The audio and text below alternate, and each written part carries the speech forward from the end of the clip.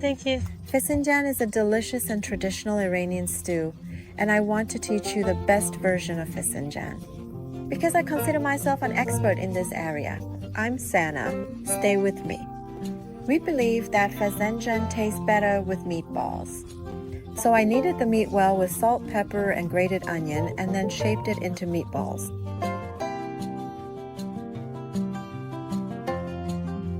I sautéed the sesame seeds along with the walnuts to get rid of their raw taste a bit. And I processed this mixture in a food processor until it became a paste-like consistency.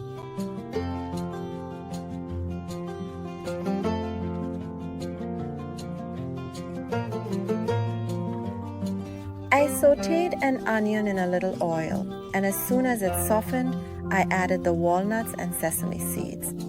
Don't add too much oil because the walnuts and sesame seeds will release plenty of oil themselves.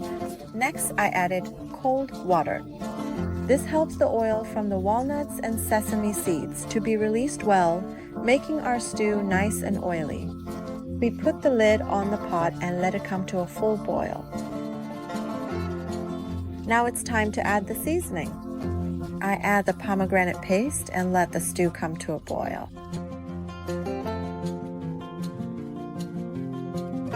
Once the stew starts boiling, I add the meatballs and let it simmer on low heat so it thickens and the flavors develop.